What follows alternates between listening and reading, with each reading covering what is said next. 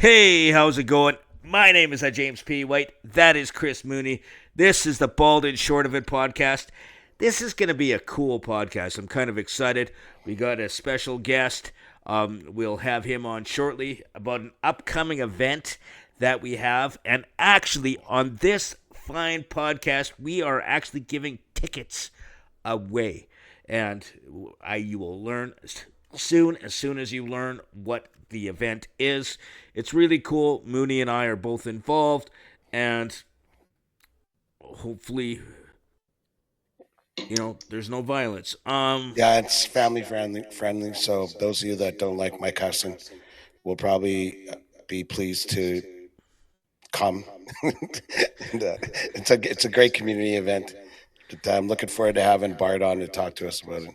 So, what are you live from the All About Men studio, Jimmy?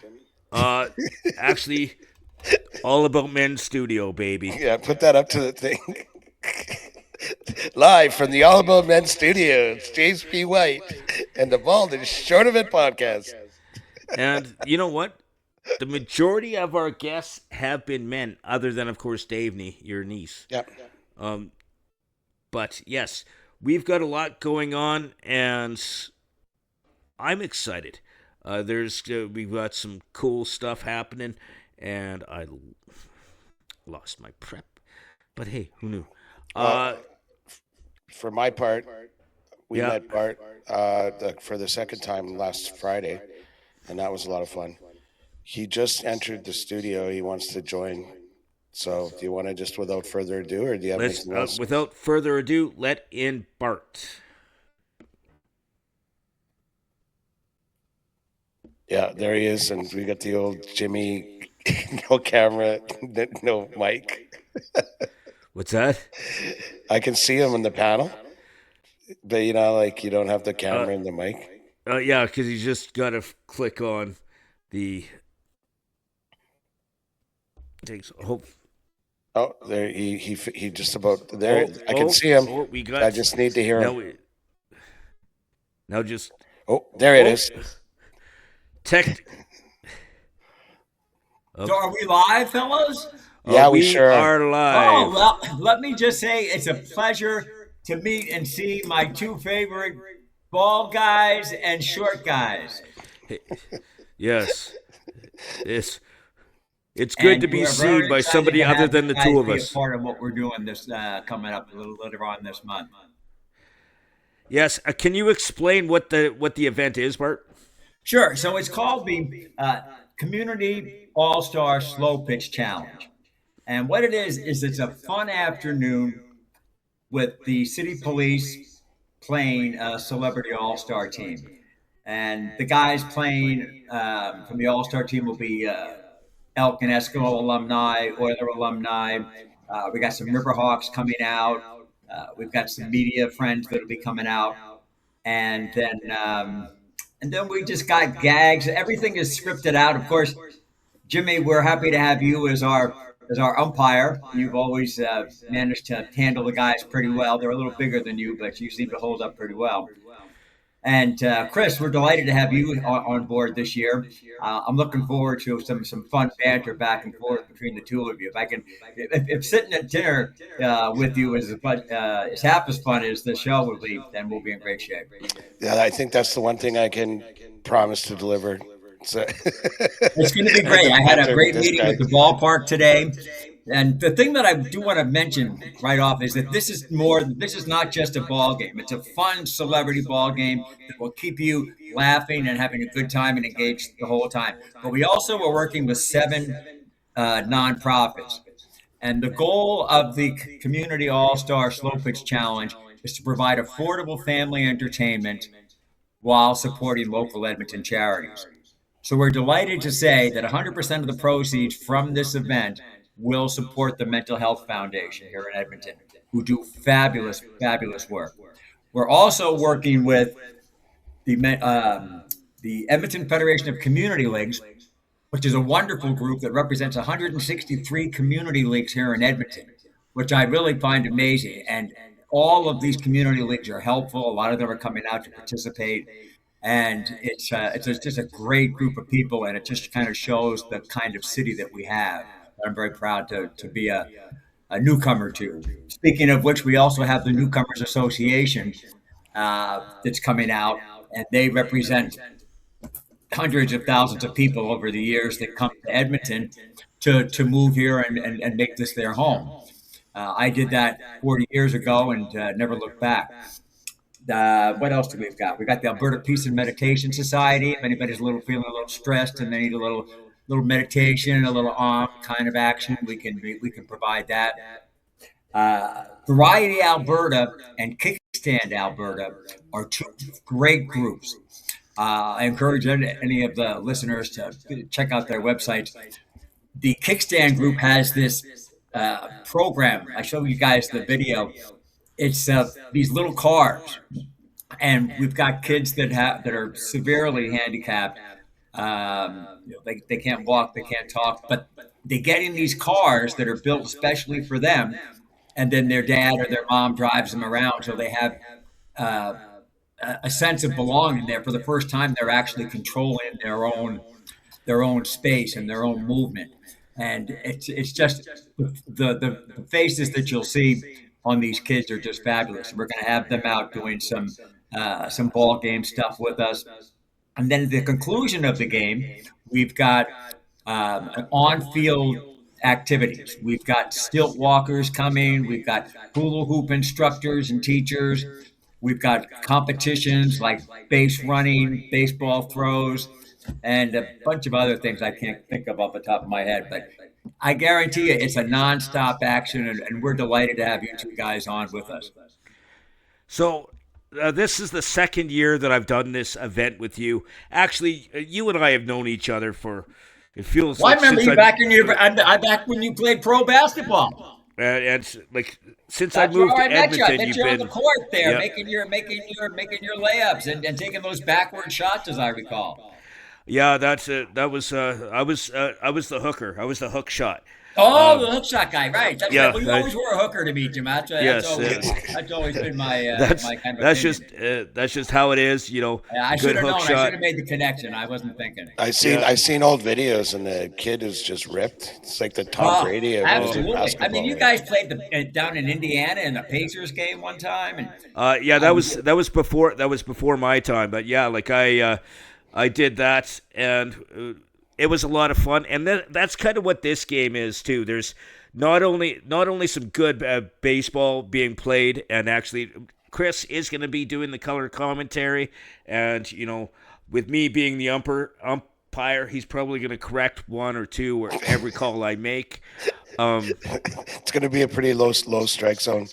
It's going to be very low strike zone, and it's just an all-round fun. If you look for entertainment, like there's going to be, and you put a lot of work into this, Bart, and it's going to be an amazing event this year, and I'm looking forward to it. And it's going to be my first time actually doing an event outside of this podcast with the ball side of the podcast. But well, I'll tell you, a short guy is just not enough without a bald guy. The two together is just this winning combination. We almost let that go to his head. We almost combined to make a real person, Jimmy? That's right. Almost. I should add a disclaimer that I joke around about that I'm the talent, but this is all Jimmy and Bart's doing. I'm just happy to be along for the ride. Well, we're happy to have you. Luckily, I know a thing or two about baseball, so probably more than our umpire. So we'll have some things to say. I'm sure we'll have some discussions about that from the box to the field and back up from the field to the box. For sure. So it's a great group of guys, and they're really here to have fun. But the charities, and I want to just expand a little on the charities. So every charity is represented. Every charity will have a booth. Every charity will be there to let people know about the programs that they offer. Our goal is not only to provide affordable family entertainment, and I should mention that a family of 4, if you go to Eventbrite, is only $25. And then we also have a promo code, which I'll share with you guys, and you can pass this on to everybody that's listening. You go to Eventbrite, you go to promo code, and you're just looking for a couple of tickets. We have half price tickets if you use the promo code community. So that's that's a special offer to the bald and short guy program here. So yeah, as Bart said, the promo, you go to Eventbrite, the promo code is community, and also because you are on this podcast, people can we're going to actually do a contest on our podcast. So throughout the game, there's going to be various different, as I said, skits and just fun stuff going on. If you can think of a stunt, something crazy that myself or Mooney can do on this podcast, please comment on my Facebook page where this will be posted individually, and you could win tickets to the event. Also, let me just give you guys a couple of ideas. So I'll just throw out weird things that we've done in different years. One year we had an armored car company. I think it was LaGuardia. They wanted to deliver the balls, so they came out in an armored truck with an armed guard, and they delivered the balls over to the umpire. We had another time, East of Eden used to come out and fly the first ball in, or fly in, parachute in, and bring the first ball to the pitcher. And then we can get really silly from there. These are the ones that I can share with you over the air here. Some of them you have to be there to appreciate. Well, Bart, I presume that the way that our mutual friend Jimmy here is going to call that game, he might need an armored guard to leave the ballpark. Well, that's true. That's true. And that's an interesting. I'm thinking maybe we got a gag for that somehow. We'll work on that. I'd love to hear from your listeners.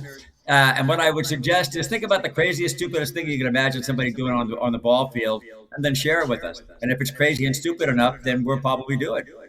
That's fantastic. And we're having the city facing off or hitting the field against local celebrities from the Oilers and Eskimos. Pardon me? Do we have the city playing against local celebrities from? Yes. Yeah. So I'll tell you, the police, the EPS has been fabulous with us. Every year we're there. These guys come out, they play their hearts out, and they're great sports. They're part of our gags. And they're just good guys and gals. So actually, one of the best ball players on the EPS team is actually the third baseman for the police team. I think she's a Canada national champion softball player, if I recall correctly. I could be wrong, but I know she's they got a good team. That EPS team, the celebrity team has their hands full with these guys. Yeah, well, they're there for charity, but they're coming for the W. Oh, you betcha. You betcha. Yeah, they like to win. They like to win, but it's all in good. It's all in good sport. At the end of the day, we shake hands, and then this year we're going with this post game fun that I am really excited about. And if any of your listeners have anything they'd like to contribute to the post game, the idea here is come down on the field, bring the kids, and let them run wild. I'm going to have games from the community league, things like what do you call those things where you throw the bean bag into the hole kind of thing? Cornhole. Cornhole. We got a cornhole. I'm a cornhole champion from Tabor. Like, I'm undefeated. So is that right? Okay. Well, then maybe we got to have a beat Jimmy at cornhole.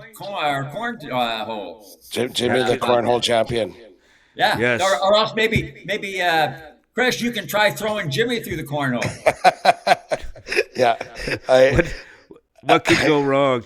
I'm just thinking about, like, you said after the game, the families can come out, and I think that's a great idea. And to be honest, playoffs aside, the Riverhawks set a fourth year in a row a record for the WBL or the WCL for attendance, and they just finished their regular season. They just wrapped up. Really know what they're doing. They're very tight. And very happy to have them have us out there. They're really helpful on the events. They're helpful with some of the craziness that we're doing. One of the things we are doing, I can mention now, is we're bringing the fences in, and the warning track will now be an open spaced area. We'll have booths out on the warning track so you can watch the game either from the stands or the warning track. And there will also be, that way we can also accommodate a lot of handicapped or wheelchair people. Oh, that's great.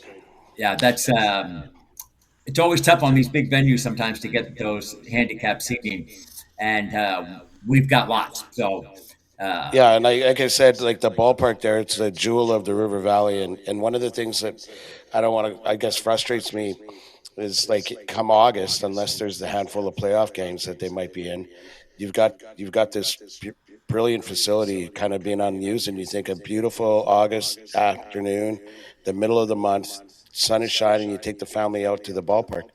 Well, absolutely. they've got that opportunity here, like even though the baseball's done, we've got some other stuff to do that's a lot of fun. Yeah, I mean, think about it. For $25, you can bring your family, a family of 4 out, enjoy a great baseball game that I guarantee you will make you smile, and then take the kids down on the field and let them run wild. Let them hula hoop. They can, mom and dad can try to still walk. That's always good for a laugh. And then we've got some competitions. You can meet the players and just basically have a good time. It's going to be a unique opportunity for families to come down. Our mandate is affordable entertainment. This world is way too hard and difficult for everybody these days. And our vision is to be able to provide affordable, fun, or free entertainment while supporting our communities. So we all know, I mean, every one of us, and of course the 3 of us here, we have mental health problems that we'll never be able to deal with completely. But we've got groups like the Mental Health Foundation, Kickstand, Variety, Newcomers, Federation of Community Leagues. These people do good work. And so many people aren't aware of them. So if we can bring you a little fun and a little education, then we feel like we've had a heck of a day. And we're pretty confident we're going to do that. Yeah, and it's all in the name of charity. Every dollar you spend to come out and join us for your fun afternoon, that's fantastic. Yes. So when is it, Bart? It's August 15th at Remax Field. Which is a Saturday. Yeah. Doors open at 12. Game starts at 1. It's a 7-inning game, and then we expect it to be over by 3 to 3:30, and then from 3:30 to 5 or 3 to 5, we will have all the on-field fun and activities. You don't want to miss out, and do you have a website, Bart? Yes, so I've got a couple. So first off, if you go to Eventbrite, that's where you can buy the tickets. Just go Eventbrite and then go Edmonton Community Events or Community Slow Pitch Challenge. Either one will take you to the link. And as I mentioned, if you click the promo code, you get half-price tickets. Then there's my website, which is edmontoncommunityevents.com.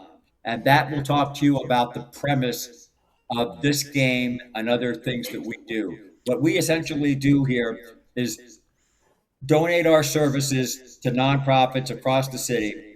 We offer them counseling, we offer them advice, we offer them opportunities to get their word out. The more people they reach, the more people they can help. And what our goal is, I think I was telling you guys that my goal by the end of the next year or two is I want to get our city to be known as the City of Kindness. We were the City of Champions, which I'm still pissed off that they took that off because I still think we're all champions. ×2.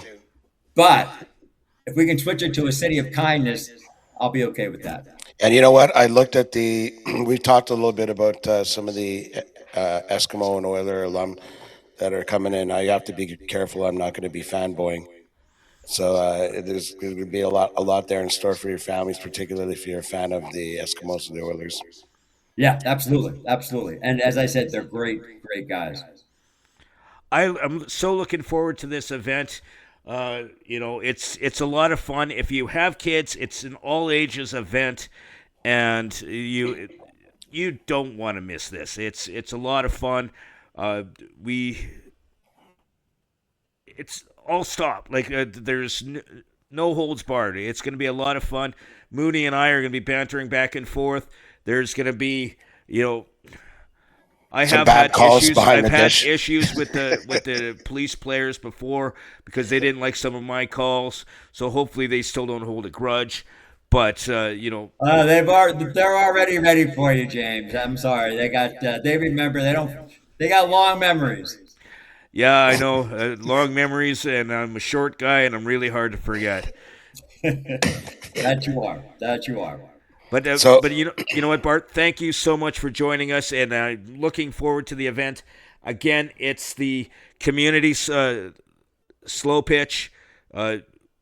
Community All Star Slow Pitch Challenge or Community Slow Pitch Challenge. August 15th at Saturday, August 15th. Doors open at 12. Game starts at 1. And thank you guys for having me. I think you guys are great. I enjoy your show. And I'm looking forward to having you. I don't think we could have two better people representing our program. and But kind of stupid One and and a kind of half. silly. So yeah, you're my One kind and of a guy. half. it's all about One the and a half fun, people. and when you. Hey, don't talk down to yourself, Chris. I consider you a real person. Fantastic. But the big thing is we are going to be posting this video directly to our social media. If you comment and give us some ideas, you could win tickets right from us too. I'm looking forward to it. And Bart, we will see you on the 15th. Yeah, and don't let your friends forget. Let me hear some ideas. We're looking for new ideas of something really crazy and stupid. So the crazier and stupider you are, we will acknowledge you at the game for all the people that can contribute a worthy idea. And I'm willing to wear a crazy outfit. I've done it before. I've played basketball in a tutu before. Okay. Well, we'll keep an eye on that. Thanks a lot, Bart. It's really great to see you. Thank you so much. Thanks for having me. It's really been a pleasure, and I look forward to meeting with you over the next couple of weeks to get this thing all online. Fantastic. See you then, Bart. You bet. Thanks, Bart.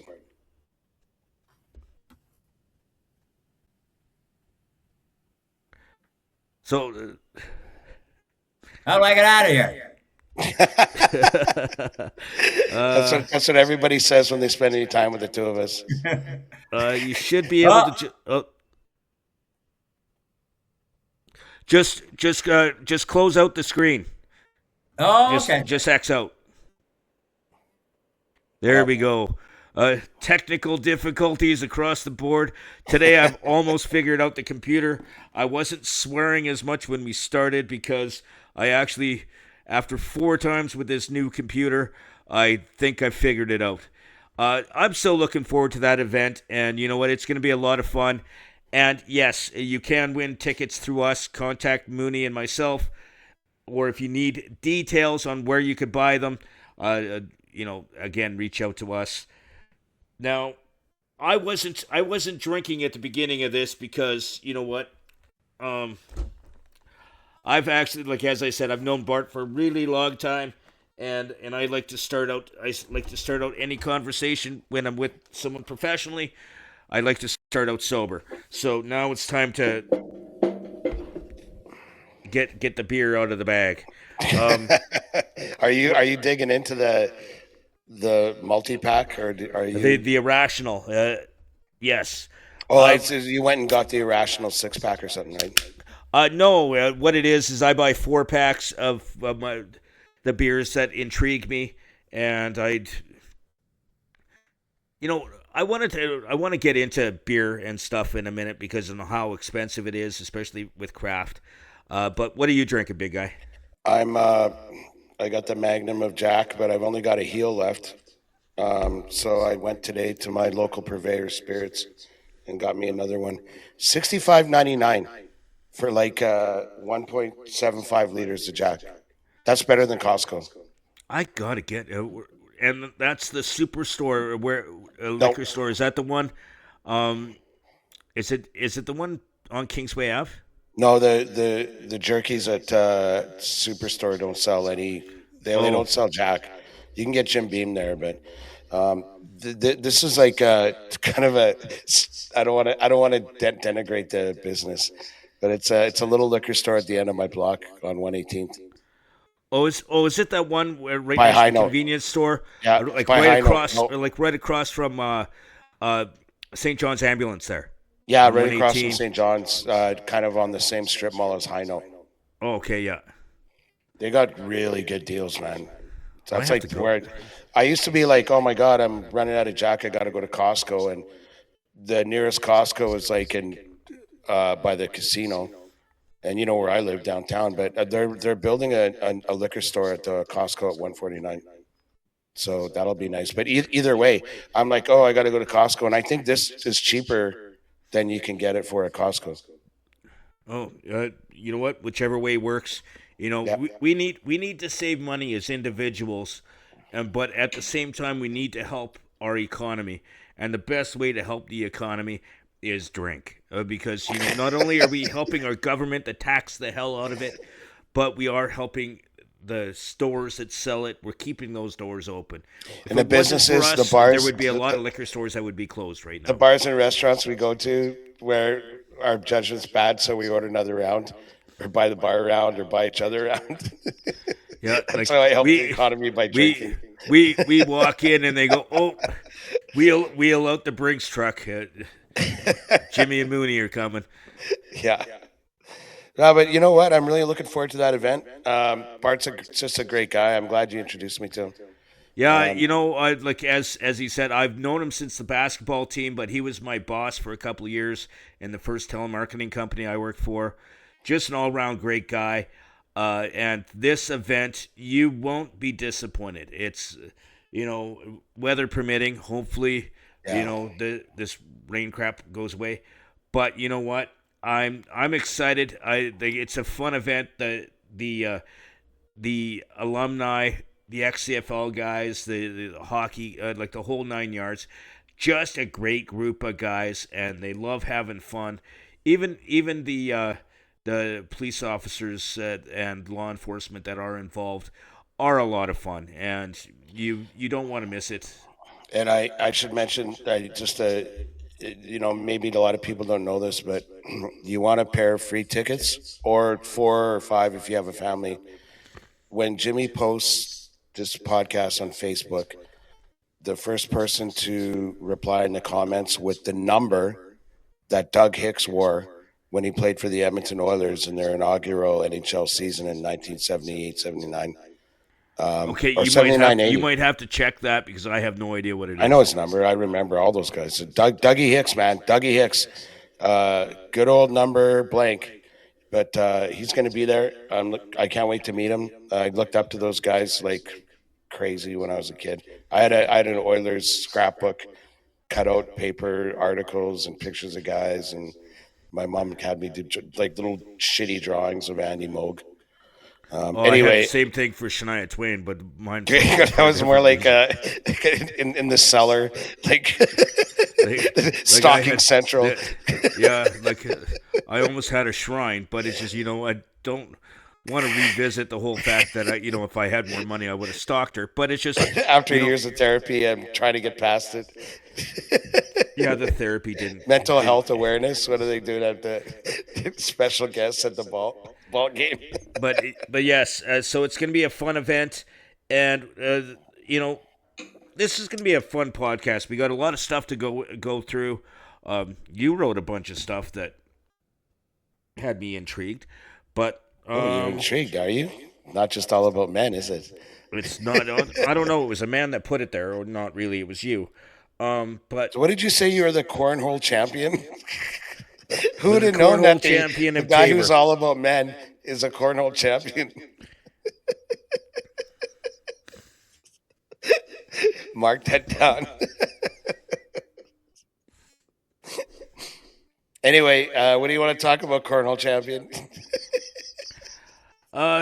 Speaking of, we always start the podcast with circling the toilet bowl of loathing and hatred, and it is just kicked off. I loathe you already. That's fair.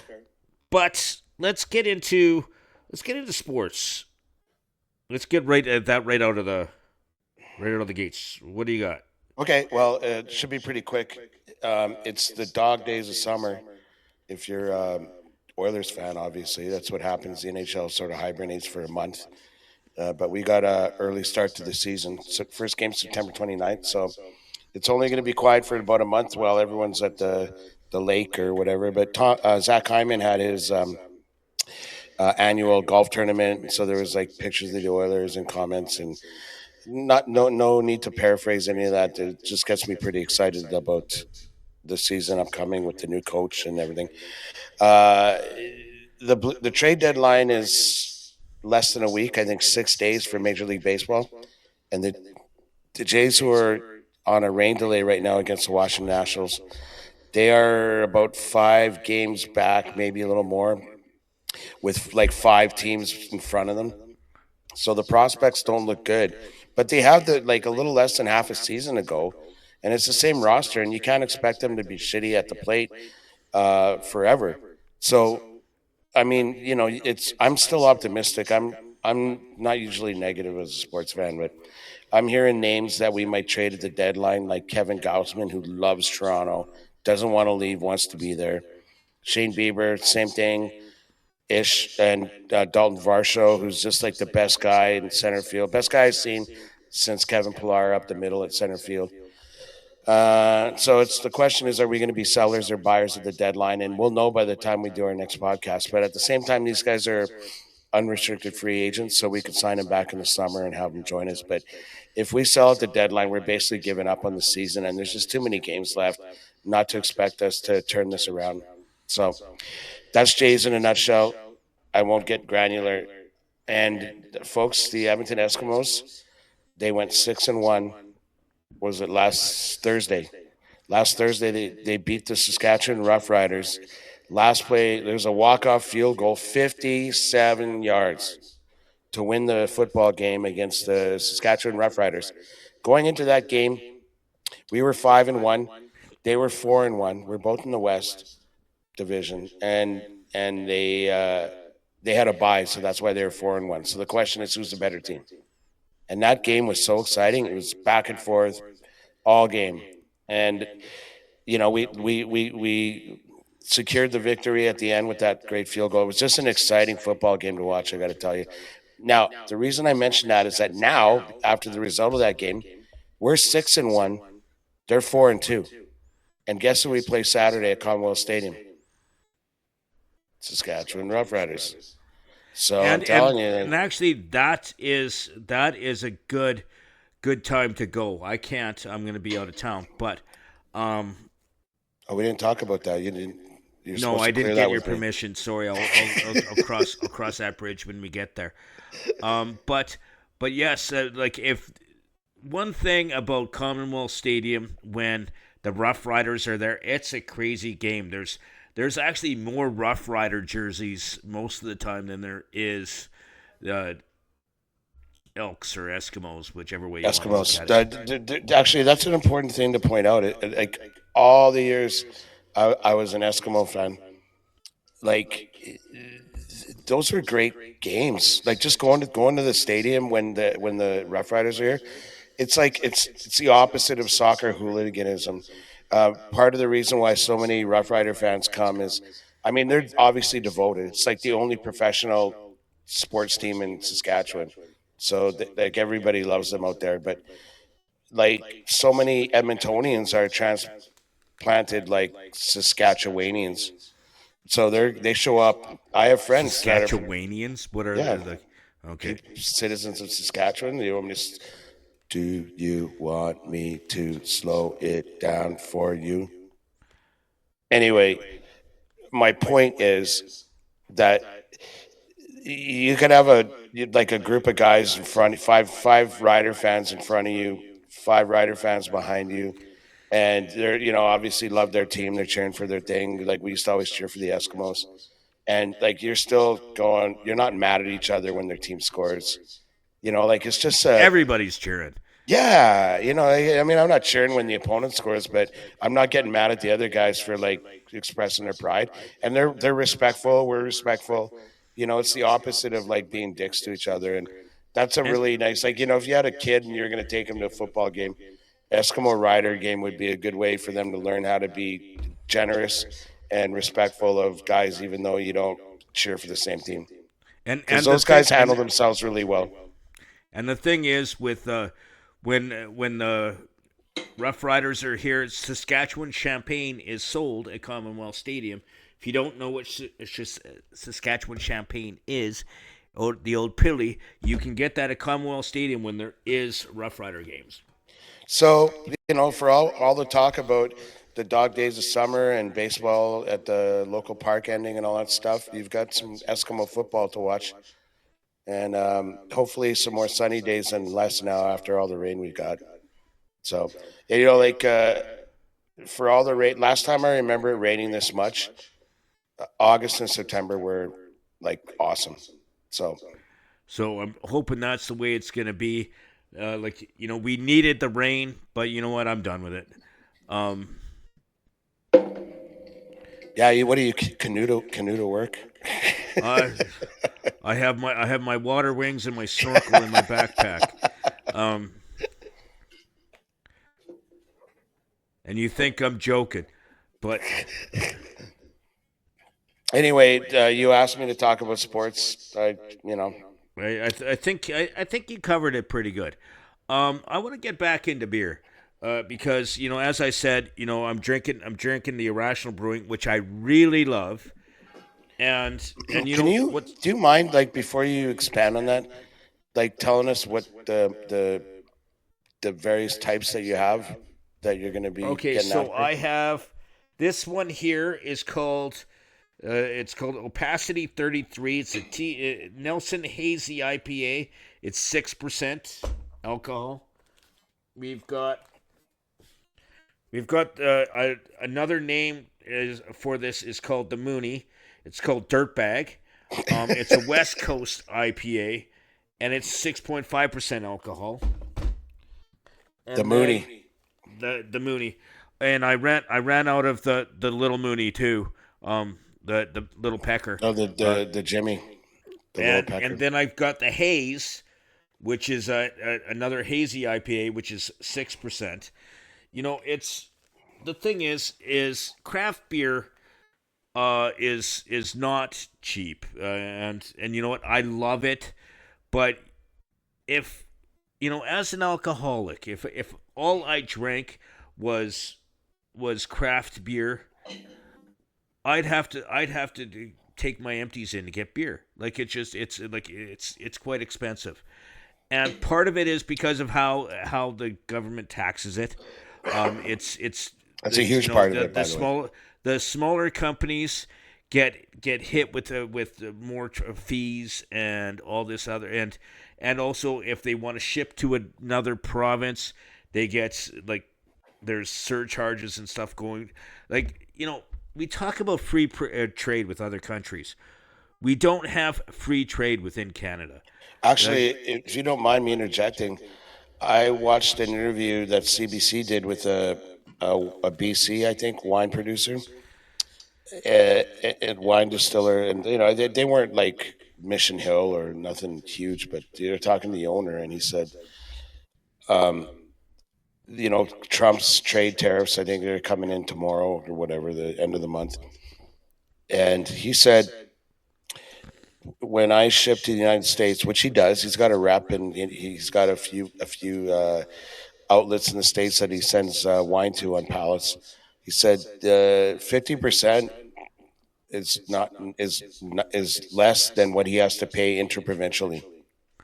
Seriously? Yeah, we're cutting our own throats, and then everyone's returning to the U.S. No sense. I know. Which is, and it's every province. It's why? Yeah. Again. Breathe in. Yeah, but you were on. We don't want to get sidetracked here. You're talking about just what it costs you as a consumer out of your pocket to buy it, a local. So on average, when I buy a 12-pack of these are the larger cans, costs me between $80 and $90 for a 12-pack for 12 beer. Are you friggin' kidding me? It's not cheap. But then you can buy a 15-pack granted, of the smaller cans of the Pilly, which is still one of my favorite beers. I grew up on this stuff. Like my dad loved Pill. Sure, it's all our dads. Until he found a place that he can get Coke any cheaper. But I grew up on the Pill, and you get a 15 pack of this at Ace Liquor for like $26 plus deposit, and maybe the greatest can design ever. Like that's keep Canadiana. changing. They've changed the design. Oh really? Because back in the day, it had the Lethbridge bridge on it. Oh okay. But it doesn't have that anymore. But they did have, because it originally was brewed in Lethbridge, Alberta, which is near where I grew up. Yeah, like what, half an hour? Yeah, it's 50 kilometers from Tabor. Yeah, half an hour. Depends on how fast you drive. If my dad was driving, it was 20 minutes. Yeah, probably me too. But to put what you're talking about in context, you're saying 12 craft beer, bigger size, mind you. Yeah. Right. These are a 473 ml can, whereas 355 is 355. So you got $1.20. So you got about what, like a 25% more. Thereabouts. And it costs $90 for 12. Yeah. That's insane. And you know what? They brew it locally. But they're also new, and you know what? And like I'm not shitting on. I'm not shitting on the companies. I know. You know what? I love their beer. I have no problem spending it, but with the amount that I drink, I'll be homeless if I Yeah. I'll be living in your garage. When you're looking for the cat, you can find me in the garage. Hey, I know where the cat is. Yeah, the newspaper is like a cover. Yeah. Couple tires. I've taped together a bunch of beer boxes. I use them as a sleeping bag. No, like I found out what my favorite beer is for sure. I was at friend of the podcast Marco's house on Saturday before it started pissing, and I've always liked Miller Lite. That's typically what I drink in Vegas. It's got the same few calories that Michelob Ultra has, but it tastes better. It's not as watery. It's got some character, but it's hard to find. Like Miller Lite, it's hard to find in Edmonton. So But you say it tastes better than Michelob Ultra? Yeah, to me. I mean, taste is taste, right? Like you got your own. Whatever. Yeah, I guess. Yeah, I actually love the taste of Michelob Ultra, but again, the Michelob Ultra is very pricey for a 15 pack too. Miller Lite's a Pilsner, I think. It's got a great character. Anyway, I went to Ace Liquor because so many places don't have it. Like Sherbrooke doesn't have it, and I found 15 pack suitcases, and then we're talking the 355, and I take 2 up, and it costs me $88 with tax. So that's like 215s. Yeah, and that's about 40. Take out the tax and then ass fucking on top of the ass fucking that they do in the initial price. It's about $40 a 15 pack. Now, yeah. I come to the till with 30 beer, and they want to charge me $88, and I said no. I'm not a cheapskate. It's not like I can't afford it, but I'm like, nah. In principle, I'm not fucking doing that. Now you're paying $90 for 12. Fuck out of here. You know? I'm like, okay, here's my bank card. Yeah. Do you have a place in the back that I can give blood? Offset the cost. Plasma, like friend of the podcast, Diener. Donate plasma. I wish they could find my veins easy enough but that's a totally different story. When they try and take my blood, my veins roll, and then it takes forever when I try to give blood at the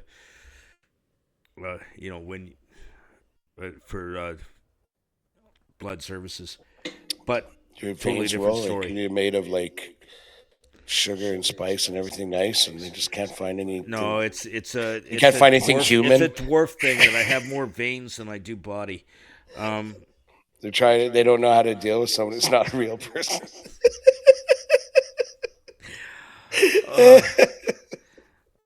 This wasn't in my textbook.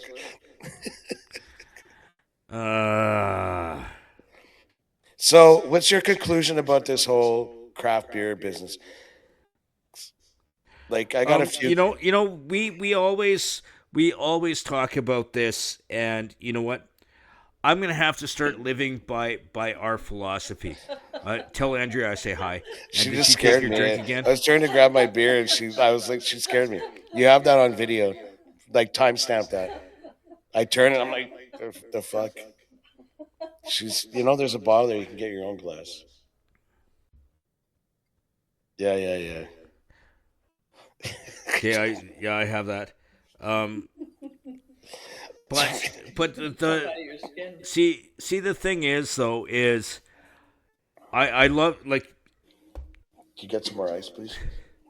Thank financially speaking, drinking the big company beers, so your Labatt's, your Budweiser's, your whatever, your Molson, it's cheaper for the pocketbook, but I still think the craft beer is tastier.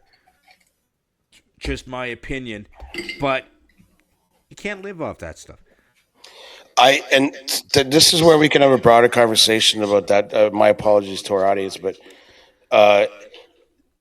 think about this for a minute. They brew locally, or they if they have a keg, or they take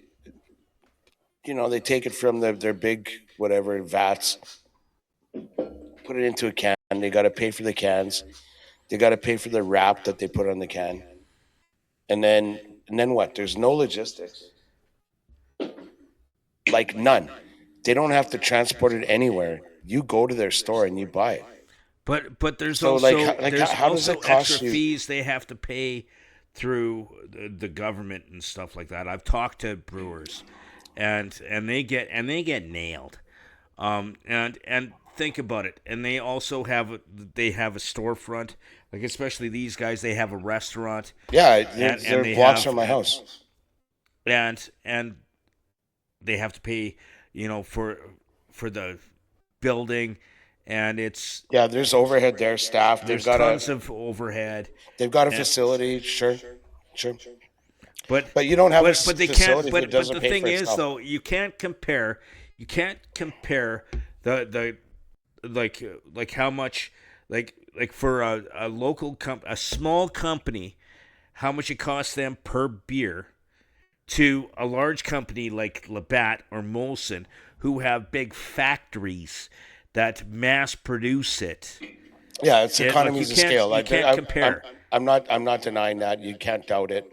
They have established distribution routes, wholesale, all that kind of stuff. Don't get me wrong.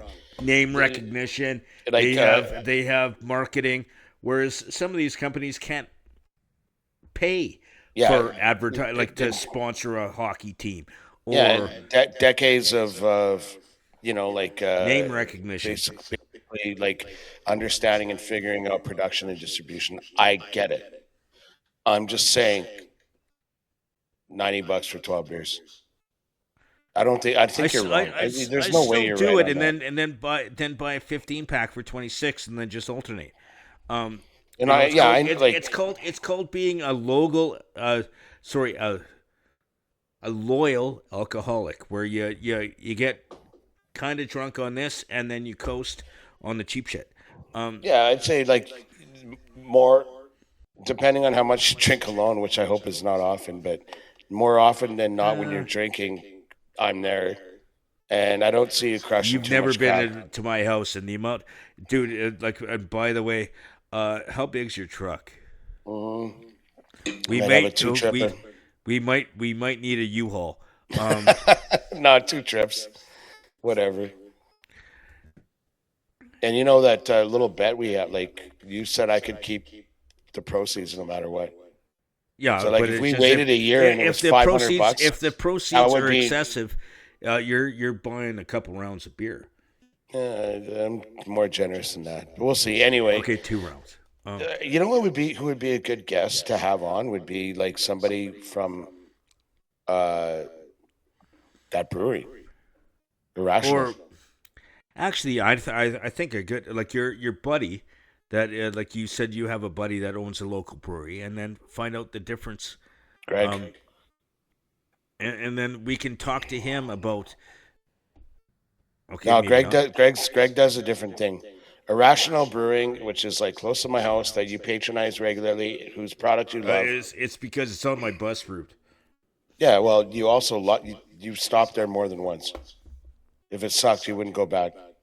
Oh no, I love the beer. Yeah, And they changed them and the names and like. yeah. And you know what? We should talk to that fella and whoever. Maybe it's a lady. I don't I'll know. actually reach out. Yeah, But- do it. Like seriously, that'd be a worthwhile conversation because I think it would answer a lot of questions that we have about like even the craft industry. I know Kevin over the Growlery by my house.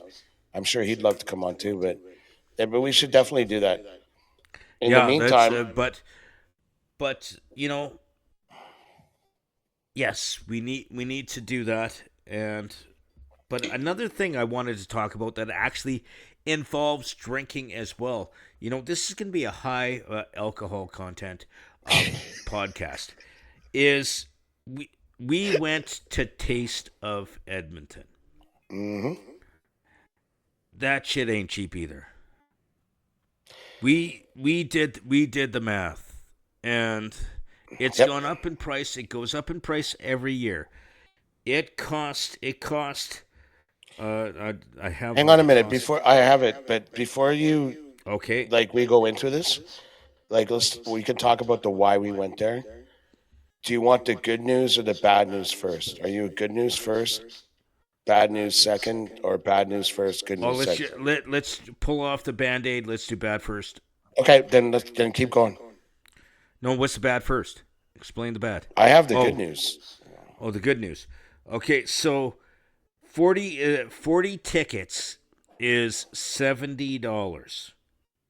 So we did the math. It's $1.75 a ticket. Food is between 3 and 4 tickets for a little thing about this big. That's why I don't eat there, because I'd much rather get drunk. Well, hang on a minute. And it's We had $8.75 a beer. we 5 had tickets. fried pepperoni from Yeah, I had Lowers and Grafton, fried pepperoni because I and took they the give advice. you a nice. I liked it. Yeah, no, That was- I took the advice of your woman your wife that maybe I should eat too. Well, she's a dietitian and Yeah, most beautiful girl and with in the the world. fact that we had, so it's 525. Hang on a minute. That fried pepperoni, for example. Now it's like like a regular little thing that you get fries in at the mall or whatever. Like not that big. like about that yeah. big, yeah. Yeah, Twice the that size was, of my cell phone. yeah, and it's about $5.25 for a pretty good stack of fried pepperoni. Yeah, And that actually wasn't that expensive. And most of the items that they have at those things vary between 3 and 4 tickets. So 3 tickets is $5.25. And I'm so bad at math. and then Like- and And 4 tickets is like, no, that's not right. Oh, $7. Maybe that is a little. between $5 and $7. Yeah, it's Between $7. $5 and $7 for food and $8.75 for a drink. And That's where if they you- fuck if you. If you get fuck you at the if drive-thru. you get a can of beer this size, it costs you $8.75. If you get a shot glass of wine, it costs you $8.75. 4 ounces of wine, folks. So, like, you see this glass? Like 4 ounces of wine is like that. $8.75. Now, So we stuck to the beer because after I learned that fucking sad lesson. when you went and took a sip and it was gone.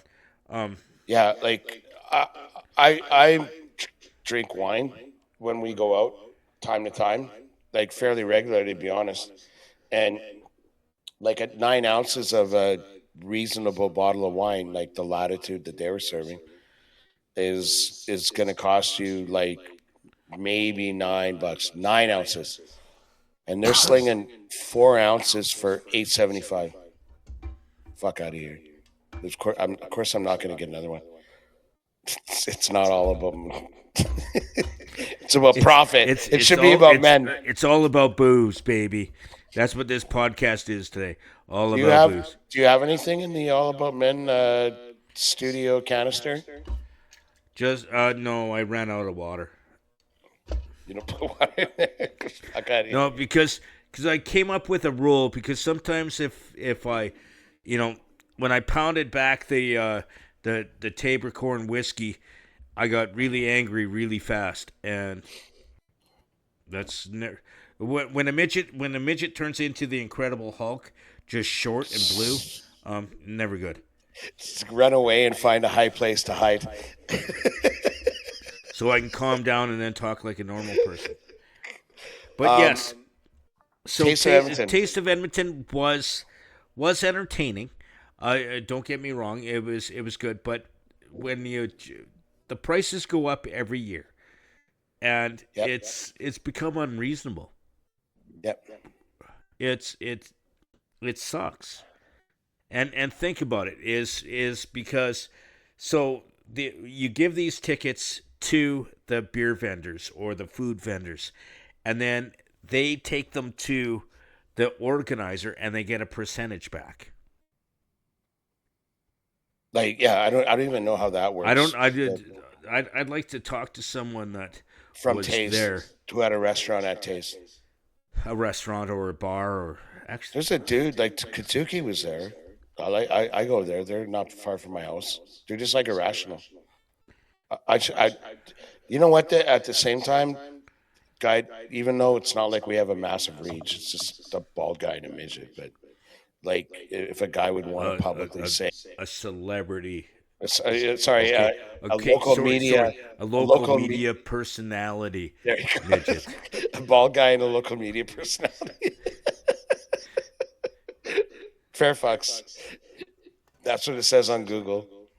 But that's what it says on Google, and that's what it says on my Pilsner can. See, like me, I don't care. Like. Everything I've ever done in business or whatever, it's like I'll say my opinion. If people don't like it and they don't want to do business with me, whatever. Like, but you think about a retail business where the margins are so tight, and you go, "How was your experience with Taste of Edmonton?" This guy's like, "So and so." They're not going to They're still too nice that they're not going to point out individuals. But even to talk about the brand Taste of Edmonton, they probably wouldn't be that forthcoming. But I went to K-Days on Saturday. Oh yeah, I'm gonna ask you how that went. And it, in my opinion, I don't think it's gone up much. Like it costs you $22 to walk in the door, and then you do all the different things. So you go and you got free tickets, motherfucker. What's that? Oh, that was Johnny, no. I'm not. I'm not on the radio. No, a friend of the podcast, Johnny, and I got free tickets. I had in my wallet. Fuck, I should have given you one.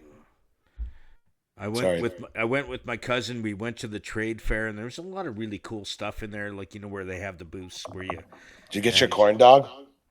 Oh, I deep throated the shit out of that one. But timestamp.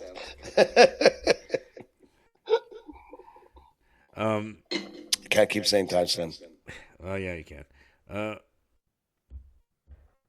So do you have a good time though? It was really good. So but the Did thing you stay for the bands? What's that? Did you stay for the bands? No, we went early. Oh shit. No, the reason why we went early is we went on a day and because we didn't want to see a lot of people. Like, it's not as busy there in the morning, right? It's not as... I find that hard to reconcile. You kind of like the attention a little bit, not for nothing. No, yeah, but it's just... But when... my cousin, not so much. All right. But we walked through, And think about this. When we left, about 4 hours later was the huge storm that that was Saturday night. That was Saturday. And the whole place was evacuated. We got to see all that we wanted to see. We went through and had the corn dog. I had some kind of twisted pickle. And it was really nice that day. Like, it was really warm and great day to be out there. Yeah. Shortly after, they had to evacuate, which I'm glad that I wasn't part of. But then I went who to my. Wouldn't be glad to be not part of that? That I didn't have to be evacuated and have to pull out my snorkel. I'm a midget. If the water's up to your knees, I'm swimming in that shit. I would save you. It'd be like Titanic. No, you wouldn't. No, you wouldn't. You would push me off the door.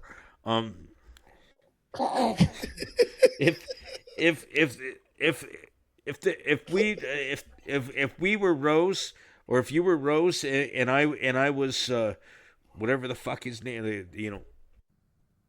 don't even know what his name is. Like, do you remember that to which you aspire? Whatever, doesn't matter. I was in love with Rose, but Tales of Jimmy Stocking, Part 2. Yeah. If anything happened to you, my heart would not go on, and I think that's the difference between me and some of these romantics. But they had the Post Malone concert. You would have to have a heart first. They had the Post Malone concert, and that, like, Andrew was showing me video. Her niece and her two nieces and her sister were there, and they showed like the concourse at the stadium. It's like open air on either side, even though you got the bleachers above you, concrete. It was like a swirling thing of wind. You know what I mean? I've been in that building, and in the concourse, especially when the gates are open, it is horrible. Like the amount of air that flows through there is nuts. Yeah, and like I saw the video, and you just see this, like, it's mist from the rain and the wind, and it's just like spinning. You're standing there, you're like, I thought I was in shelter, and then you get pelted by like swirling mists of rain. Oh yeah, crazy. But anyway, sorry, go on. Because when I worked at Commonwealth Stadium, I worked at Gate 6, and I was there for two of the AC/DC concerts that were at Commonwealth. I was there, and both times, as soon as they fired Thunderstruck, the thunder came. I was there, like, the last time they were in Edmonton, I think, and they did Thunderstruck, and there was thunder, and they have people to were evacuate leaving the stadium if there's lightning. I was in the second deck, and people were leaving, and I'm like, if those motherfuckers are on the stage playing and it's pouring like this, I owe them at least that I'd sit here and get pelted. But and they finished the show too, if I recall correctly. But the difference is when you're in an event like that, or even at the music festival I was at, if there's rain and no lightning, the show will go on.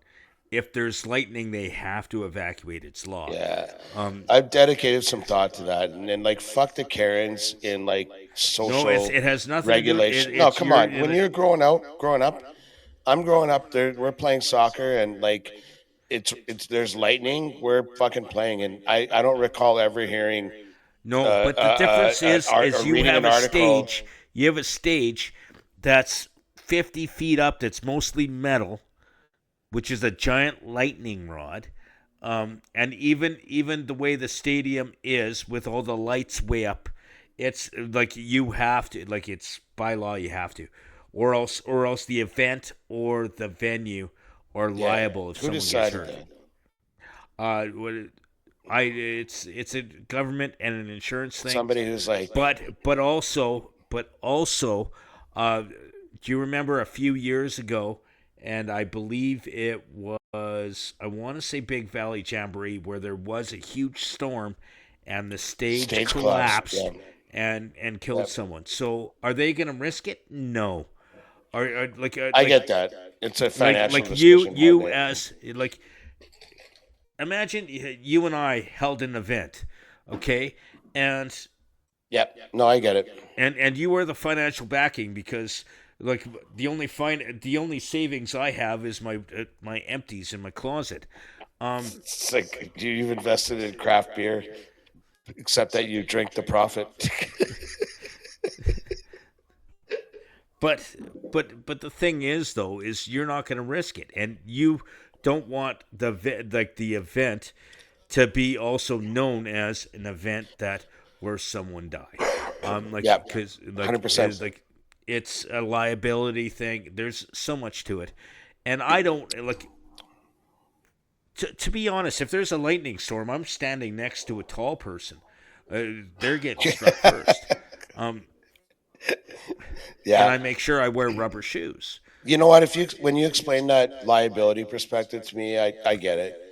Like, I think my argument might still be somewhat solid when we're talking about when my kids were playing outdoor sports like baseball or soccer, and you can see a storm on the horizon and lightning like Westlock, and there's like half an hour left in the game or whatever, and they go, "Oh, we're calling it," and I'm like, "Are you kidding?" Like, some Karen at the Sports Edmonton that weighs 300 pounds is like, I'm gonna do this.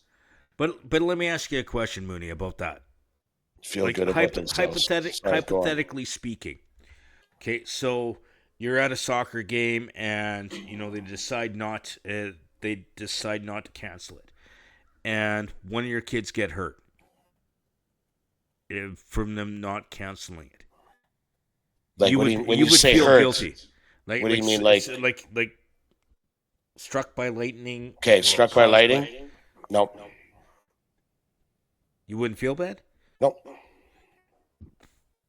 You'd be I have another one. No, I'm saying like that the odds and the likelihood are like fucking but minuscule. But the thing is, though, is the odds it's are like winning there. the lottery. You fuck out of here.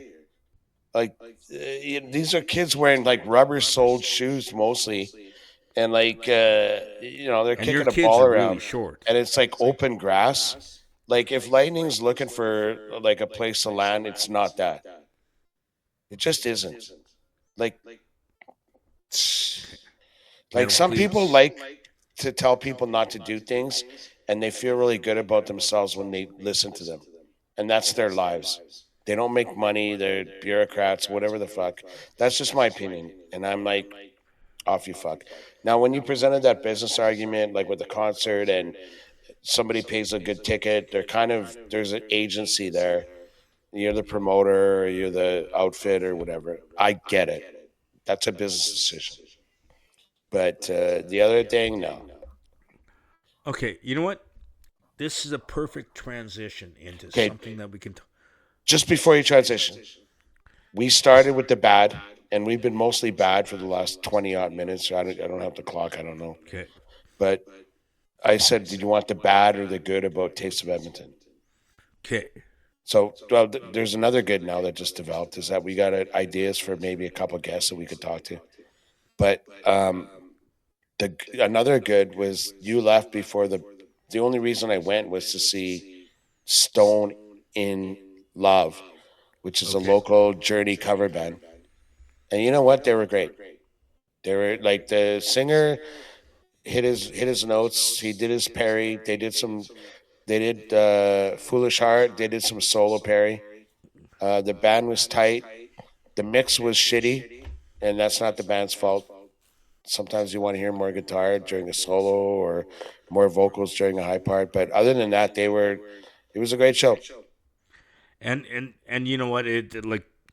In my defense of me leaving when I did, is they started. You don't got to apologize. No, it's too late. They started kind of late. Of course. And I worked, and it was on a Thursday, and I worked. Yeah, don't work. No, I get it. And you not all of us can get up when they fucking want to. Or if you need me, just call me. I'll be there. If you need me, call me. No, I'm not holding you. I'm not No, giving you stick. I'm justifying Not my for nothing. You need pansiness. to understand. I'm not giving you stick. But Anyway, Stone and Love. They're Okay. a local Journey cover band. They probably like collect a few gigs at local casinos and whatnot, and hopefully play elsewhere. But you want a good night listening to some of the Journey stuff. Check them out. It was worth the trip, even though we spent a little bit on the $70 $75, 875 beers, 875 for 4 ounces of wine. like Fuck but out the of here. thing is $8.75 for a beer. Like that's almost strip club prices. Like, and I asked Grok, remember, like you were there, and I was like, "Hey, Grok, because I'm bad at math, I'm like 70 tickets cost $40. One beer costs 5 tickets. How much How much money does a beer cost? It's like 875, right? And then we just I think Rock said $8.75. You no math, bitch. Or like yeah, oh you yeah, still Grok. have. Grok, yeah, I have Grok unhinged. I don't use And anything and else. she, and, It's and awesome. she's not nice. And she's not nice to you. Your Grok unhinged. I just so you know, if it ever becomes AI, we'll kill you. No, like that's the whole point of unhinged. Like you bust your balls. I love that. But I if she wish my becomes a friends were. robot, I wish my friends or my podcast partners were that clever. It's like I'm Yeah. happy to take the heat. Yeah. me too. Well, of course, like cornhole champion. But you know what? I want to talk about something different. Grey Cup. Would you go if it's in Calgary? Or We is in kind of Calgary talked this about year? that a bit on Friday, didn't we? Yeah, we did. It's like the Grey Cup is in Calgary this year, from what I can tell. And would you, if we were playing in it, would you? But the Okay. tickets are probably sold out. Okay, if we're playing in it, I am not going. And let me tell you why. Okay. The last time the Edmonton Eskimos, I think, the last time they won in Calgary, I was there. Damon Allen, I think, was our quarterback. It might have been 94, 95.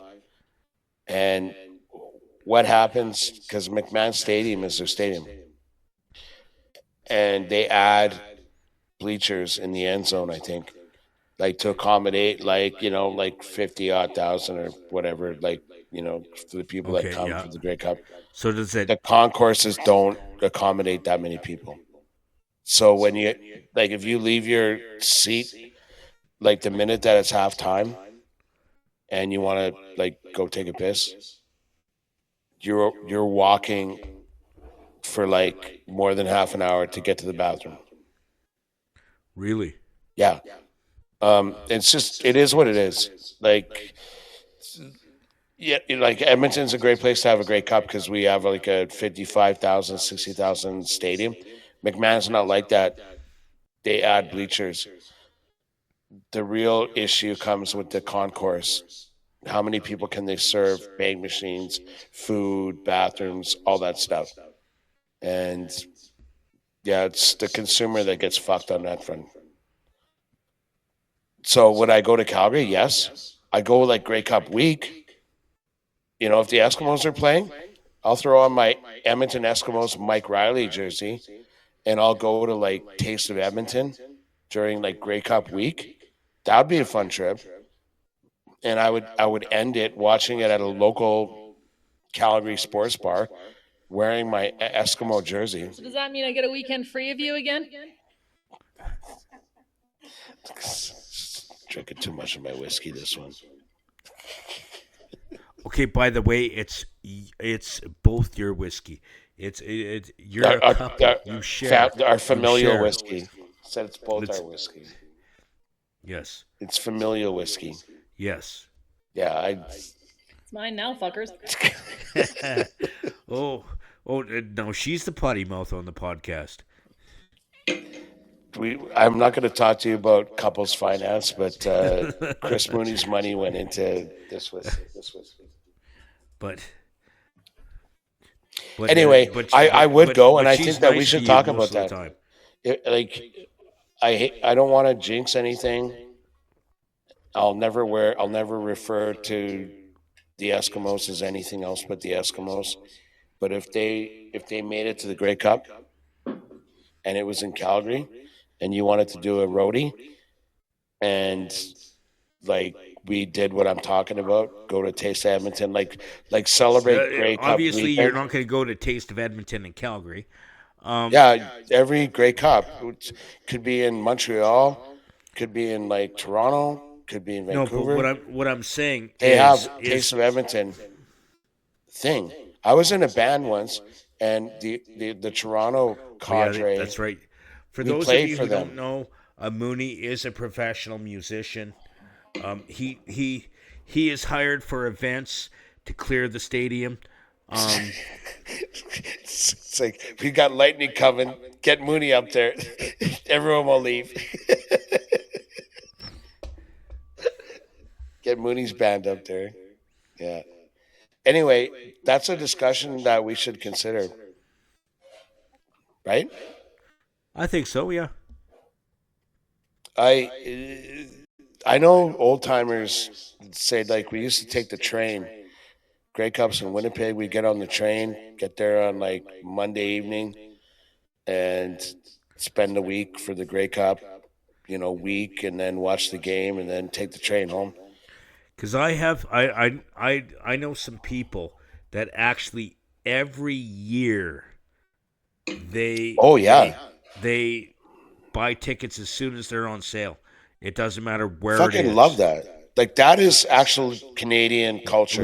Whether they whether our team's part of it or not, as soon as the tickets are on sale, they're preparing a trip.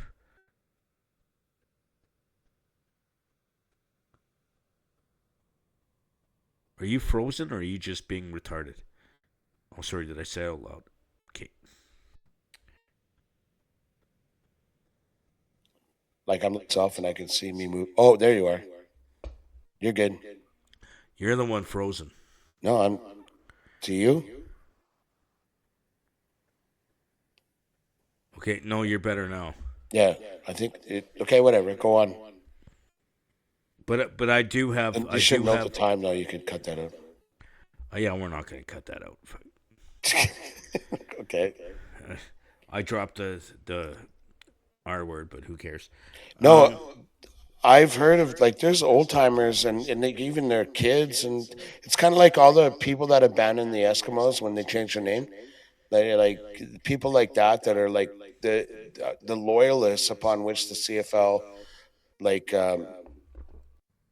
thrives, like if they ever did, and like depends. And you have these guys that are like in their 60s and are like, oh, I met these guys in university. We go to the Grey Cup every year. It's our thing.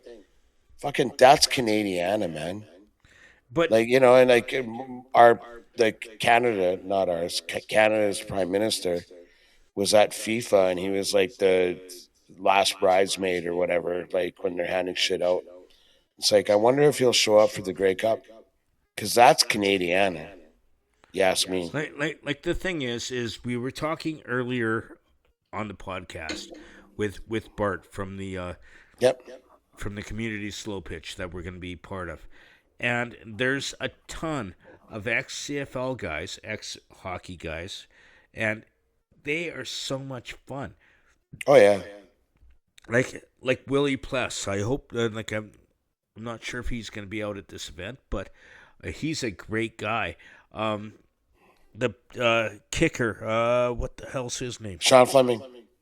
No, but a different one. And Dave Cutler. I mentioned his name and you knew him. I don't know. He was I digress. Glenn something. That's all right. Glenn.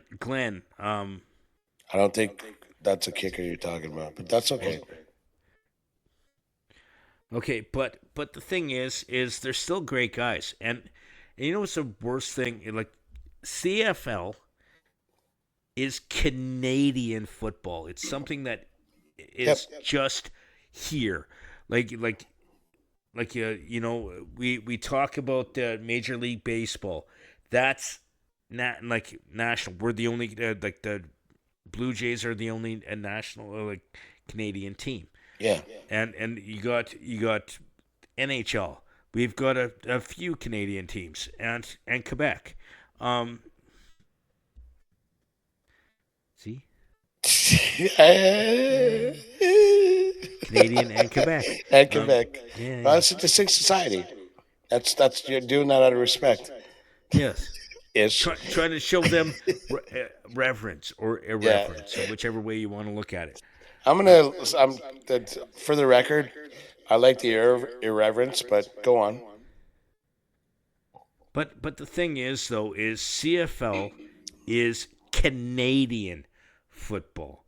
It's like and you know what? And the Elks, Eskimos, we're two Albertan teams.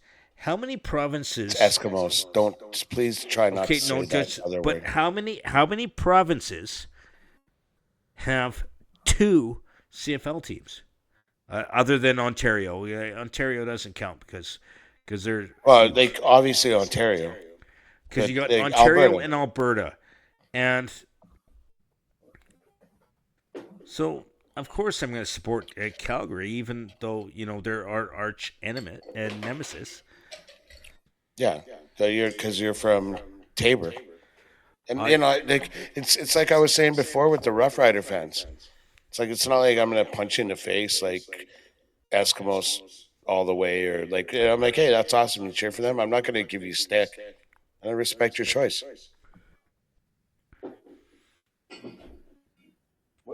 What's your point? It's just Canadian football is all I'm saying. Sure. Is we need to show support. But you make an interesting point that I didn't really think about. With the exception of Ontario, like for all their population, Alberta is the only province in Canada, and BC dwarfs us, like for population, that has two teams. Yeah. Yeah, it's economies of scale again, like I talk about, like citizenry and corporate sponsorship and like corporate ticket buying and all that. That's going to support a CFL team. Alberta could do that because we make that kind of money, which is kind of a case for separation too. Okay. Speaking of separation, that's actually a good transition. This has been the ball short. A good transition Separate from each other. Into this is, you know, you talk about separation, and you posted something on in our prep where it was talking about Fauci and the Homeland stuff and all that. That's all American. Like, are you wanting to become an American, or like, what's up with that? Like It's more of a COVID thing, and I know we all want to get past that. And so, like, if you see other stuff you want to talk about, we can. Like, no, it's just I was just kind of questioning that because Fauci and the stuff down south was like loosely had nothing to do with us.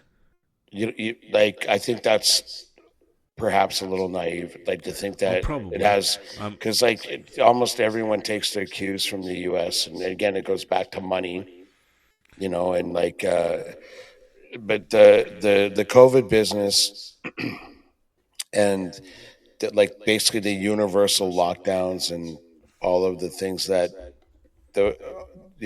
we all had to unfortunately endure, you know, like it came from like the U.S., like Department of Health, like, and yeah, Fauci's appearing before.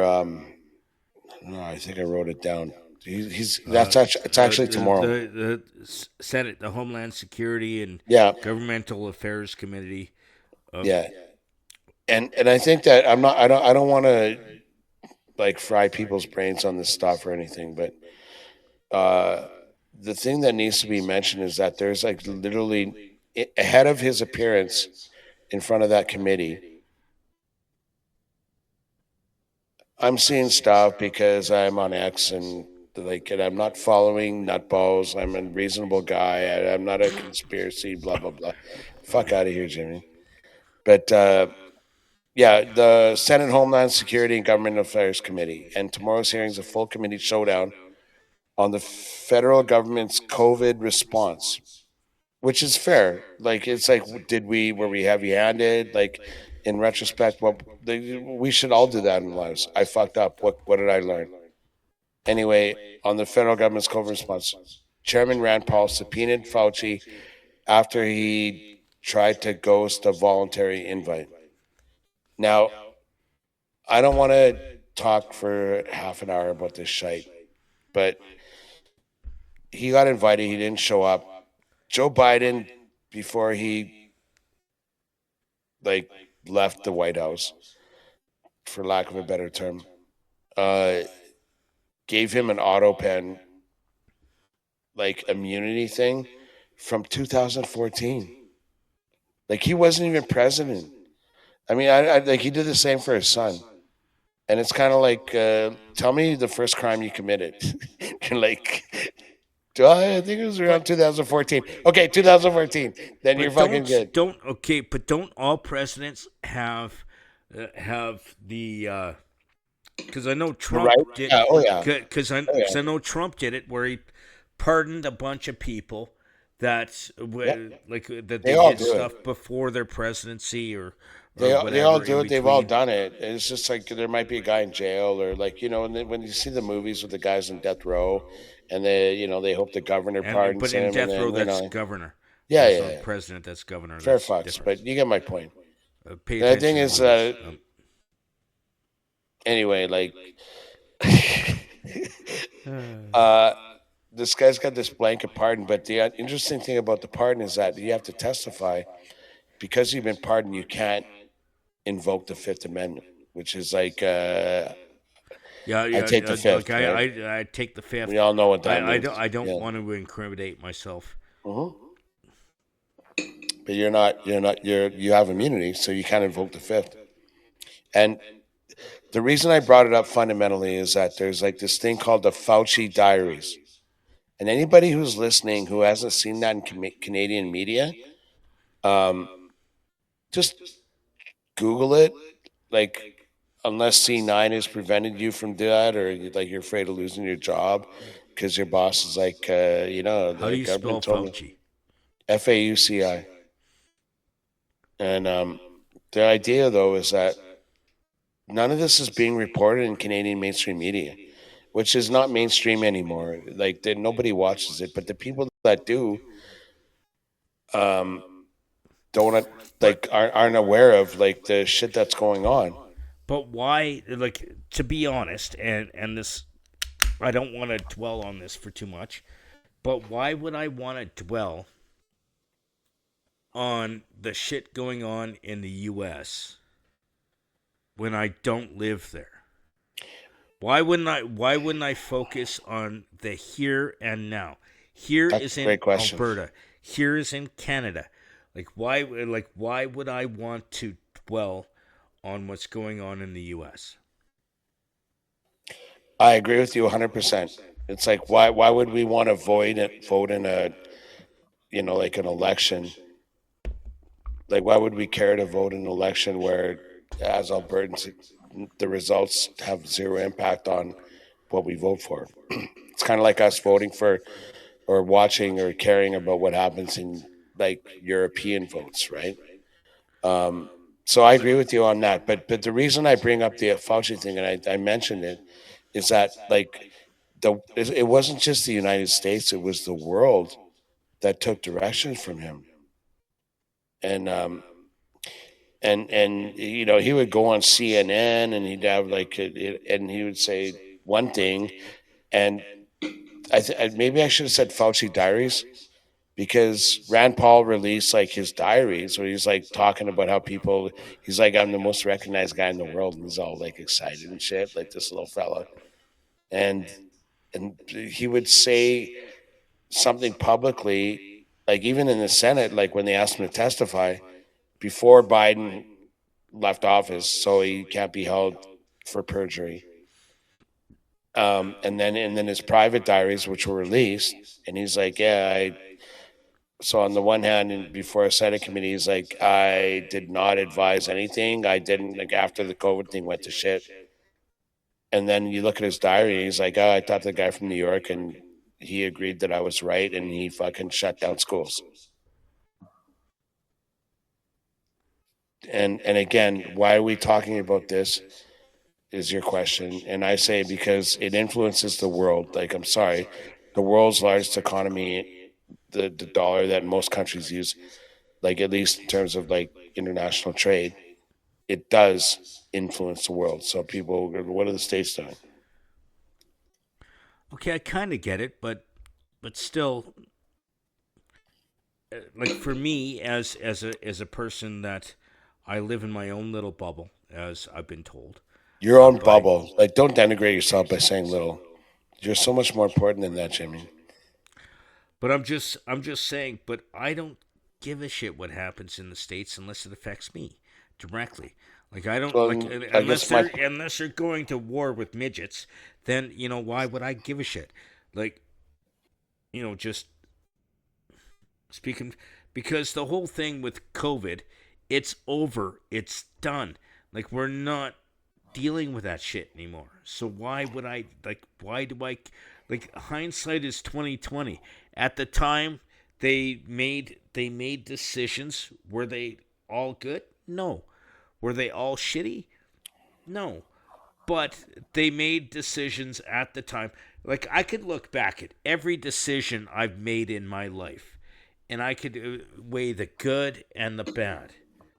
And some of the decisions in my life that I've looked at over the past, let's say about a year and a month and a half, or a year and a half, okay, or a year and a little over a year, okay, and I go to myself, the decision of doing the Bald and Short of It podcast at the fair, is it worth all the shit that I've went through in my life? But it's gonna be close. and I go, I have less friends. Most of my new friends are just because they don't like you and they're your friends.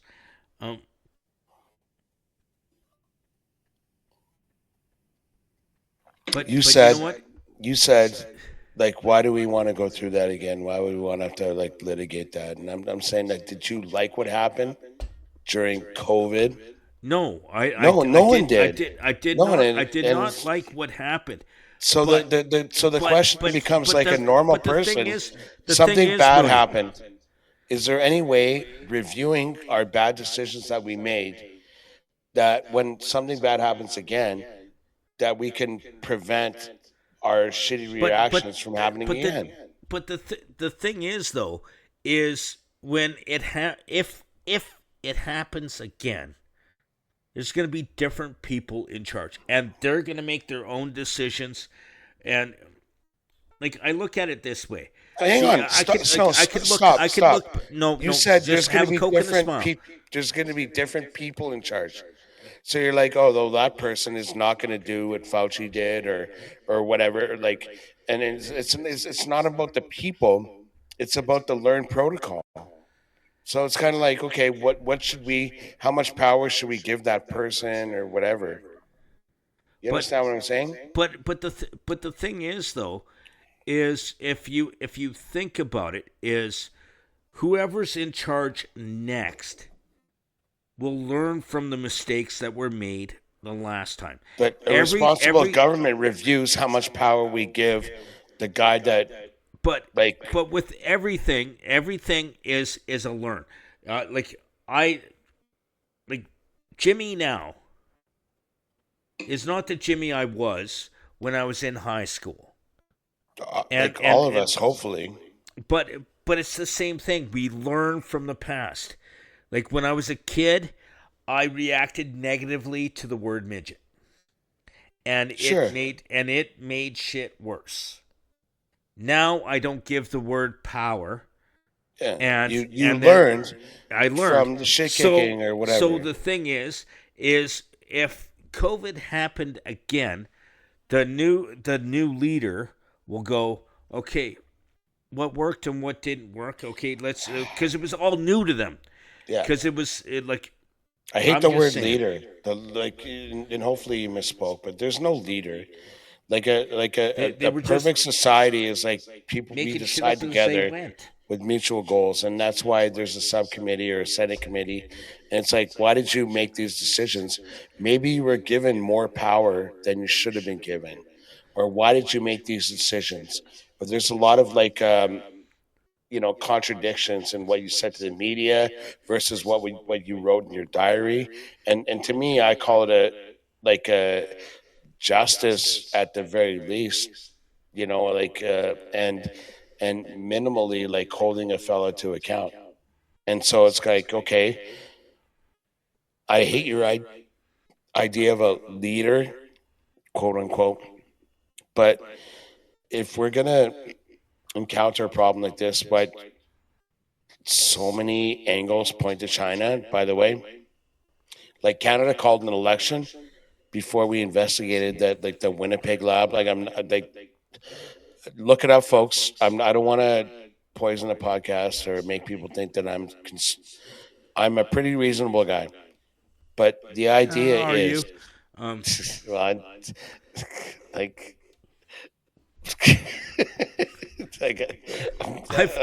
known you more than our podcast, but I don't want to piss you off. But anyway, I think it's good that he should be excited to appear before that subcommittee or that committee and go this is what I thought was going to happen. I fucked up, or this is what, and I stand by it. Like in a functioning democracy / society, your self-preservation or your goals to preserve yourself are way below your desire to see society benefit from whatever you can provide it, right? And you're not going to see that. You're going to see a bunch of polarity and bullshit and whatever. But it's like, I wish for the former and I regret the latter. Okay, so you know what? I want to turn this podcast on a positive note. Here's the positive note. It's actually going to get really dark, baby. Okay. So positive. So positive. We're gonna clean this. So now we go from COVID and all the shit that happened there to a passenger got sucked out of a window. Yeah, I shared that story with you. And we were talking about that. What's like you've seen all these movies the Last Destination or whatever, a Final Destination. Your greatest fear of how you would die. Like what's the worst? Hang on a minute. That story that I shared. I want to be a little more positive, so we're gonna go that story that I shared. That wasn't widely in the media. I think I grabbed that off X. It's Edmonton Sun. Oh, okay. Done. So, do you want to quickly summarize that? Because, I want to, the people that are listening, it's think about this for a minute. You're on a plane and maybe the engine or whatever, it wasn't the window was faulty. Passenger got sucked out after window detaches mid-air. So, don't worry about it. So the window wasn't glued in properly. No, that's not what happened. So there was an engine malfunction, and one of the windows by the engine, there was a piece that flew out, hit the window. The window actually cracked, and then it, whatever the word they have for it is, like basically flew out of its socket. Detached mid-flight. Yeah, and this guy's sitting there. He doesn't have his seatbelt on, or maybe he died, and the wife is grabbing his legs. It's one window in a plane. And in the article I shared with you, Jimmy, like it was like going from Turkey to somewhere else or whatever. And the wife's grabbing his leg. They actually grabbed the guy back To Germany. It was like, yeah. And like it's just like an engine malfunction, but shit happens. And they yanked him back. No one else is hurt, but there was like one window on your plane when the pressure, and then of course the pilot knows, and they can bring it down to lower altitude, so the pressure doesn't suck people out of the plane. You have like a clusterfuck of like 15 people whose heads are pointing to the window. Like he lowered the altitude, but the wife saved him. The wife grabbed his legs and pulled him back in. Yeah. And like, if it was us, I'd let you go. Thank God. And if it was you, I would try to save you, but I'm like, I wish I had another couple feet. I only have like 6-inch legs. Yeah. Actually 12-inch, but I would try. Not for nothing. No, you'd let me die so you can steal my lightsaber collection. Yeah, that's it. And then there's more money in your bottles. So,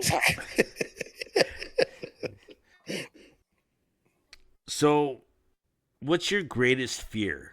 Like, have it be dying, have it like in dying, whatever. Like, being sucked out of a plane would be brutal. Yeah. So what is your greatest fear? Like in life, like total, like forget about planes or fear, death, or... like worst way to die, or mine is heights. I'll give you a bit of a backstory. It's gonna get kind of dark. That's all right. So for those, I don't know if I've mentioned it on this podcast. Okay, I have mentioned that I was bullied, but there was a situation once where a guy bullied me in high school, grabbed me by my ankles,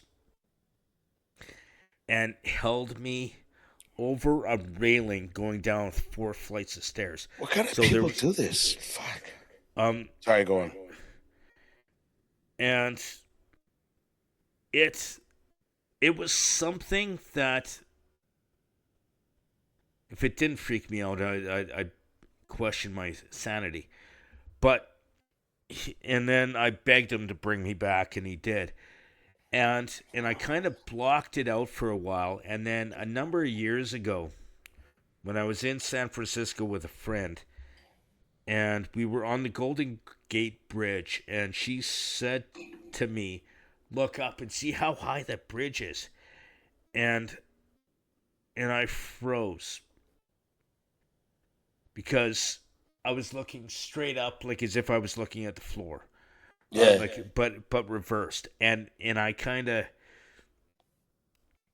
She pointed out to me that I kind of shut off for a while. Like, I was kind of not reacting. I was just one-word answers. And it was nothing that she did, nothing whatever. Sure. But I was triggered. And then all the feelings and all the... unresolved?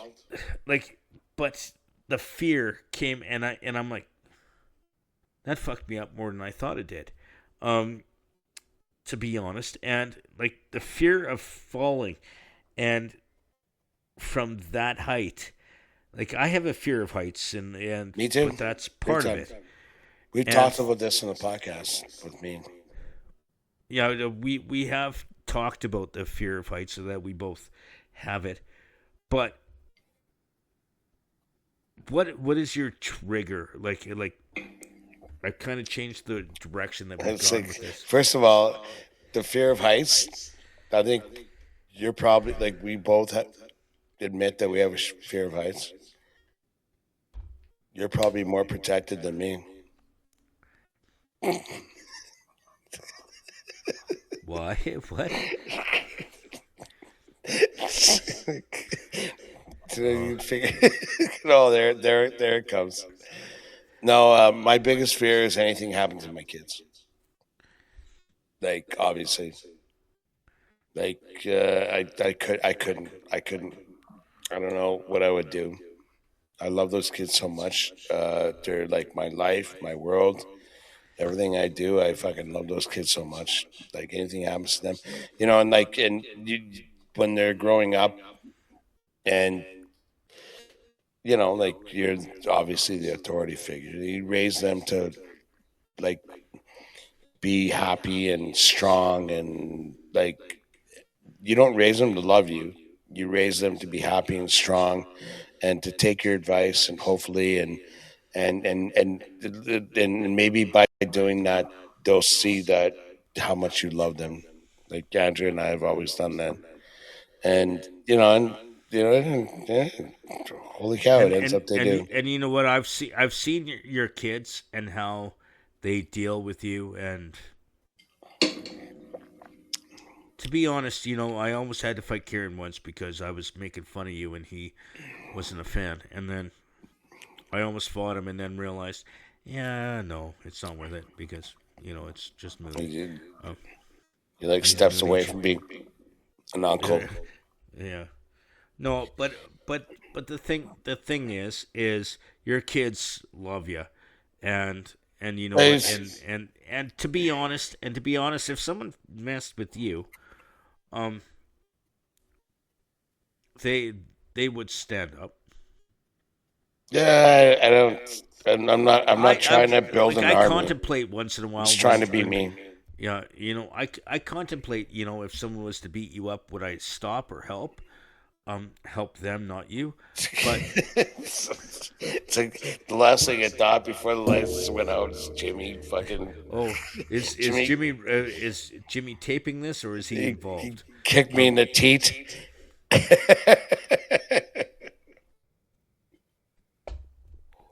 Jimmy, you can't help me. You can't help me breathe if you're holding my nose and mouth together.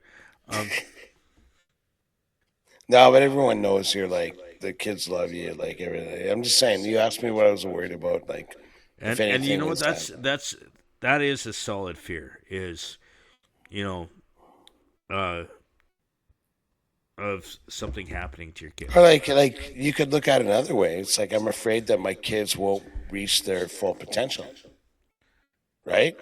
Like, but see, their greatest potential isn't necessarily what you think their greatest potential is. No, I've never given them like any specific direction in terms of like what you want to do as an adult to earn money. If you follow me. So I'm just values. So, like, you want to be like, I'm not going to disclose anything about my kids. Like they're entering their 4th year university in September. And I just love them and let them and know that they have the tools that they need to do whatever they want. But they're going to make their own. They're not decisions. Getting directions about about anything. No, they're going to make their own decisions, and they're going to do what they're going to do. Yeah, like my boy is like deeply involved in our fraternity, but like I never gave him encouragement or directed him about anything on that front. But by the way, he owns that shit. Like he walks in and it's him. Like he walks in and people respect him. Okay, well you've been there, yeah. And the thing is it's there is some of you that dripped on him that kind of, he owns that shit. He would fucking hate you forever you suggested for a minute that was because of me. No, it's no, not. no, no, no, no. It's that kid. It's No, that. I would never say because he's more likable than you are. Right? He's No, a I'm very glad. likable kid. That's my job. And you're Raise and people you're, that are more and- likable than me. Like I'm like sitting here you know, doing a he's podcast. a very likable kid. You're a very hateable human being, which is there's a lot of differences. But you know what? We didn't want to turn this part of the podcast into how many ways to hate the Mooney, but we'll do that in another podcast. We got episode notes for episodes weeks from now. Come after me. Is there anything that you would like to end said podcast on? Yeah, maybe. Like, I love my kids so much, and I'm glad that they're thriving. My daughter's in Ireland right now, and I hope she's doing well. We text every day. There's so much support surrounding her, and I won't go any further, but you know, just hanging out with you. Like, I haven't seen you since Friday. I know it's only been like 4 days, but And love you, brother. and you know what? You know what's the greatest thing I love about your kids is they don't have your hair. Yes. Speaking of hair, I want to end. But yeah, actually, your fucking salad is sick. Like, you have like almost an like I was thinking about that like half an hour ago. Look at that salad, and you were like skint. What, like a month ago, month and a half, month and a couple weeks? Yeah, about five or six podcasts ago. Yeah. So like month and a week ago. Yeah. You got to do something with that. But before we go, Yep. I need help with something. And you're not the person I need help from, it's from the listeners. Is definitely not you. Is okay, I've had many complaints, most of them from you, about my caterpillars. The eyebrows. How do you trim them? How do you trim them evenly? Because I don't want to look like Martin Scorsese. Is it him that has caterpillars? Like what you're talking about is like gross old eyebrows. man thick eyebrows, like Very nose thick, hair, ear hair, but very long. Yep. Unfortunately, Jimmy, we're at that age where that stuff just happens. But then So- why do you point it out to me so much? Because it's like you need to manage it. I don't know. Like every time I try and trim them, one eyebrow, like there are days I just want to go. Yeah.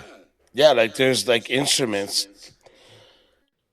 We've talked But about to do it evenly, yeah, 100%. It's like fucking do a buzz. I That's all I do. just want to take a razor. I and have just this, take them like, all off, so I have it's- the same amount of eyebrows as you. Like you don't have any. Yeah, it's almost like obsessive, where I'm like, I don't want to be that old guy with like ear hair bubbling out of my ear, or like the nose or the eyebrow.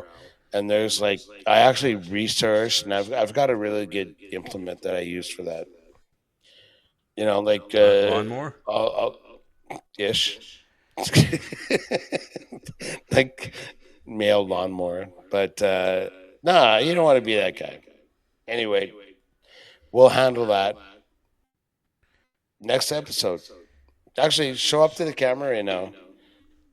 Show the camera your eyebrows. Nah, there's like wayward hairs. It's like Gandalf. Every time they cut my hair, the haircut people, they trim my eyebrows. Yeah, and for the record, Jimmy's hair grows like on steroids. So you don't know that it doesn't just happen with the salad. It happens with the eyebrows, the ears, the nose. You gotta my manage ears, that. my ears aren't bad. I found a good trimmer that works for my nose. Yeah. That was that thing on the notes. But well, I want to sort you out. We'll talk about it. Yeah, a guy who doesn't have hair is trying to regulate someone who does. No, I hate being the old guy with like 1 inch eyebrows.